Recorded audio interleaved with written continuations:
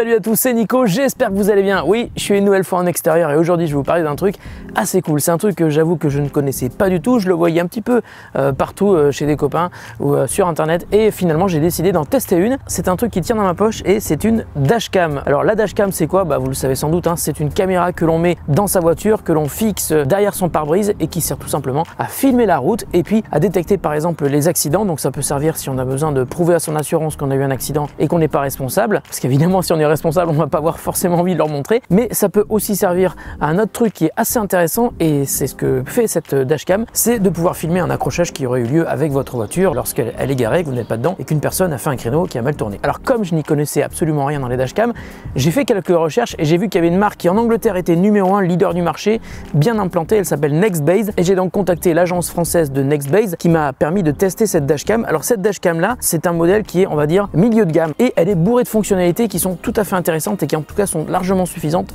pour tout ce que je voulais tester sur ma voiture. Alors voilà la face avant de la dashcam 412 GW. GW ça veut dire GPS et Wi-Fi avec un capteur qui permet de filmer en très grand angle 140 degrés et puis avec une ouverture de 1.6 donc qui lui permet d'être super efficace pour lire les plaques d'immatriculation même quand il fait noir. Sur le côté on a un HDMI out qui vous permet donc de sortir directement l'image sur un écran externe, hein. Ça peut être un écran à l'intérieur de votre voiture si vous souhaitez avoir un écran plus grand ou tout simplement de le sortir sur un écran de PC ou sur une télé si vous regardez les contenus de la caméra chez vous. Ensuite à l'arrière on a donc l'écran principal qui est face conducteur avec un bouton pour accéder au menu, un bouton pour valider ou pour arrêter ou lancer l'enregistrement, un bouton mode qui vous permet de passer du mode photo au mode vidéo et puis deux boutons qui vous permettent de naviguer dans le menu ici. À droite on a un petit bouton qui vous permet de désactiver l'écran principal pour passer en mode économie d'énergie et juste au-dessus un bouton qui vous permet d'activer ou de désactiver le micro. Puis ici c'est un bouton pour éteindre ou allumer manuellement la caméra, mais je vous le rappelle, hein, dès qu'elle est branchée sur le courant ou dès qu'elle est branchée sur votre prise allume-cigare et que le moteur de la voiture est lancé, la caméra se lance. Alors ici on a une prise micro parce que la dashcam est aussi capable d'enregistrer du son.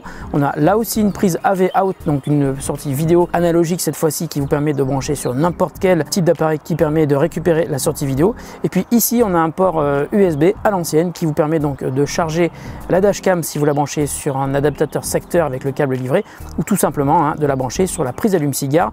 Le câble est évidemment livré. Alors le principe de la dashcam est simple, c'est donc la caméra qui est branchée sur la prise allume-cigare de votre véhicule et ce qui est génial c'est qu'elle commence à enregistrer dès que vous mettez le contact sur la voiture. Et quand vous êtes sur la route et que vous voulez enregistrer en continu, la caméra est capable de s'adapter à la taille de la carte mémoire que vous avez mis dedans. Ainsi, s'il n'y a plus de place sur la carte, le premier enregistrement est effacé. Comme je vous le disais tout à l'heure, la caméra permet de détecter lorsqu'il y a un choc, lorsque votre voiture est garée. Comment ça marche? Eh bien c'est très simple. Dans cette dashcam, il y a un capteur, un sensor qui permet de détecter les mouvements, c'est-à-dire que dès que votre voiture va être un petit peu bousculée comme ça, la caméra s'allume et commence à enregistrer en moins de 5 secondes. Et attention, il y a une petite astuce qui est assez géniale. Si la caméra détecte qu'il y a eu un choc, qu'il y a eu un accident, si elle détecte quelque chose, eh bien même sans vous le demander, elle va protéger la vidéo en question et elle sera donc affublée d'un petit cadenas lorsque vous allez regarder la vidéo sur votre smartphone ou sur votre tablette. En effet, on peut utiliser une application qui s'appelle CarViewer, qui est l'application de Nextbase et qui permet donc de regarder directement en se connectant en Wi-Fi sur la caméra ce que cette dernière a enregistré, mais ça vous permet également de télécharger les vidéos sur votre smartphone. Alors il y a une petite carte micro SD qui est ici, donc vous pouvez récupérer la carte micro SD et la brancher sur votre ordi. L'application mobile CarViewer vous permet aussi d'accéder aux réglages de la dashcam.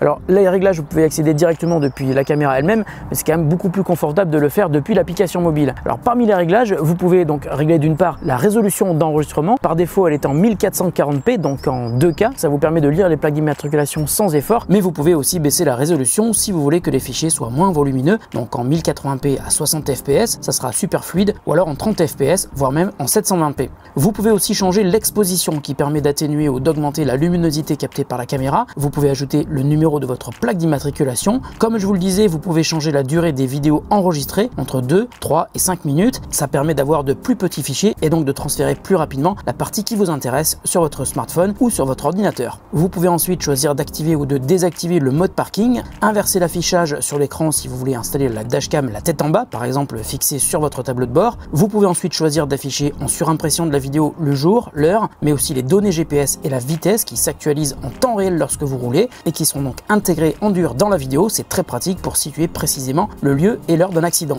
Tiens d'ailleurs, quand vous regardez les vidéos depuis l'application CarViewer ou même depuis l'appli dédiée sur PC ou Mac, vous pouvez accéder à la vidéo bien sûr, mais aussi à une carte qui avance en temps réel et qui vous indique où a été filmée donc la vidéo, mais aussi à un graphique graphique assez détaillé qui vous indique tous les mouvements détectés par le capteur de la caméra sur 3 axes. C'est très détaillé, ça s'appelle GeForce, mais j'ai vérifié, ça n'a rien à voir avec Nvidia. Vous pouvez également choisir d'enregistrer 2 types de fichiers en même temps, basse et haute résolution. La basse résolution sera surtout destinée à visionner les vidéos depuis votre smartphone en Wi-Fi, mais aussi sur le petit écran de la dashcam, alors que le fichier haute résolution sera très intéressant si vous voulez avoir des détails sur les plaques d'immatriculation par exemple. Et enfin, vous pouvez régler 3 niveaux de sensibilité du capteur de mouvement pour le mode parking, mais aussi le désactiver si vous le souhaitez. D'ailleurs, un petit défaut de la dashcam, elle est très sensible au mouvement, donc lorsque le mode parking est activé, la dashcam s'allume et enregistre dès que vous la touchez, donc si vous vous déplacez avec elle, il vaut vraiment mieux désactiver le mode parking. Un truc important à savoir, dans le cas où votre voiture est garée, il n'y a pas de courant qui est envoyé vers la dashcam, donc là c'est la batterie intégrée qui alimente la dashcam, et attention car si la dashcam se charge pendant que vous roulez, la batterie n'a pas une très grosse capacité, environ 15 minutes, et au-delà de 15 minutes d'enregistrement, elle ne sera donc plus capable de se déclencher en mode parking. Donc je vous conseille de régler la durée de vidéo sur 2 minutes, ça suffit largement, mais aussi d'activer l'économiseur d'écran dans les paramètres de la dashcam. Dans le mode photo, vous pouvez uniquement choisir d'activer ou de désactiver l'affichage des données le jour et d'heure, et le dernier volet des paramètres vous permet de changer tout le reste des réglages, dont les unités de vitesse, le pays, mais aussi d'activer ou désactiver le mode d'économie d'énergie pour l'écran.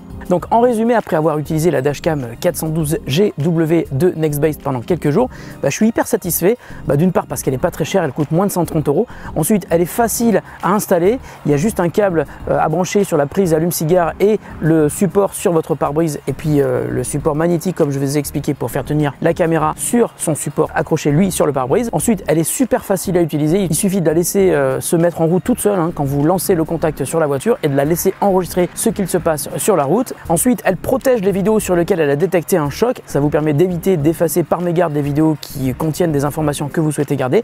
Et puis il y a ce fameux mode parking qui déclenche la caméra même si le moteur est coupé, même si la voiture n'est pas démarrée, dès lors qu'elle détecte un choc ou une vibration assez importante. Vous pouvez d'ailleurs régler le niveau de vibration qu'elle va détecter. Et puis elle est super facile surtout à utiliser. Une fois que vous lancez le contact, l'enregistrement se lance et tourne en boucle, c'est-à-dire que même quand votre carte est pleine, les anciens enregistrements sont effacés, sauf bien sûr si ce sont des enregistrements que vous avez souhaité garder et qui ont été marqués d'un petit cadenas. Et puis enfin, si vous avez envie de vous intéresser à la marque Nextbase, parce que j'ai vu qu'il y avait plein d'autres modèles, ça commence avec la 112 qui coûte 64 € et ça va jusqu'à la mode Duo qui est une caméra qui a 2 capteurs sur la face avant, pas sur la face arrière, et qui vous permet donc d'enregistrer en super grand angle. Alors celle-ci elle enregistre en 140 degrés, donc c'est quand même un angle assez important, et comme vous le voyez sur les images, on voit vraiment tout ce qui se passe devant, y compris un petit peu sur les côtés. Alors bien entendu, dès qu'on filme la rue, c'est un espace public, donc on peut se poser la question de la législation sur les dashcams. Qu'est-ce qu'on a le droit de filmer et qu'est-ce qu'on a le droit de faire avec les vidéos que l'on a filmées dans la rue? Alors là, les choses sont en train de changer assez rapidement. Les vidéos enregistrées par les dashcams peuvent être utilisées pour départager 2 personnes dans un litige après un accident. Certains assureurs proposent carrément de fournir une caméra embarquée à leurs assurés, alors que la caméra soit achetée volontairement par le conducteur ou proposée par l'assureur. Le principe est le même, c'est celui de l'arbitrage vidéo